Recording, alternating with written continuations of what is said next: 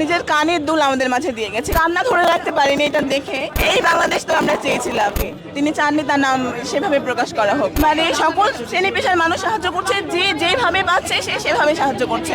অনেকেই আছে যাদের কাছে ক্যাশ টাকা থাকে না কিংবা টাকা নেই, তারা দেখুন নিজের কানের দুল আমাদের মাঝে দিয়ে গেছে। এই প্রথম মানে আমরা অনেকটাই আবেগ আপ্লুত যে কান্না ধরে রাখতে পারিনি এটা দেখে, যে কানের দুল পর্যন্ত দিয়ে গেছে। একজন আপু এসেছিলেন, উনি ছবি তুলতে চান না, নিজেকে হাইলাইট করতে চান না, তিনি গোপনেই দিয়ে গেছেন এই কানের দুল। তার কাছে টাকা ছিল না বলে তিনি তার সোনার কানের দুল আমাদের মাঝে দিয়ে চলে গেছেন। এই বাংলাদেশ তো আমরা চেয়েছিলাম। আমরা যেমন বাংলাদেশ চেয়েছিলাম, এখন আর স্বপ্ন নয়, আমাদের বাস্তবে পরিণত হতে চলেছে আমাদের বাংলাদেশ। তিনি বলেছিলেন তিনি দেশের জন্য কিছু দিতে চান। তার কাছে টাকা নেই, তার কাছে যেটুকু আছে এইটুকু তার সম্বল ছিল, তার সম্পূর্ণ সম্বল তিনি আমাদের মাঝে দিয়ে চলে গেছেন।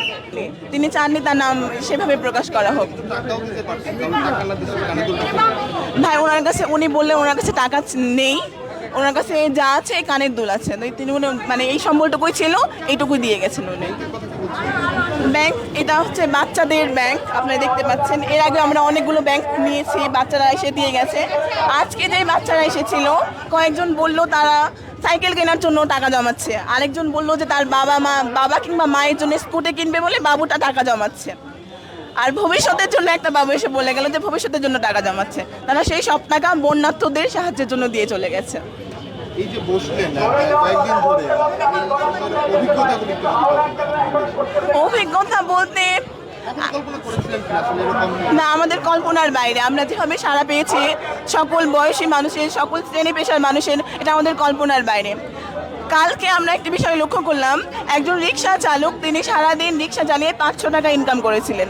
তিনি তার ইনকামের সম্পূর্ণ টাকায়, সেই 500 টাকায় আমাদের কাছে সে দিয়ে চলে গেছেন। একজন ভিক্ষুক ভিক্ষা করে টাকা জমিয়ে নিয়ে এসেছে, আমাদের মাঝে দিয়ে গেছে। কালকে আপনারা হয়তো ভিডিওতে দেখে থাকবেন, ভিক্ষুক এসেও টাকা দিয়ে গেছে। সকল শ্রেণী পেশার মানুষই কিন্তু আমাদেরকে টাকা দিয়ে যাচ্ছে।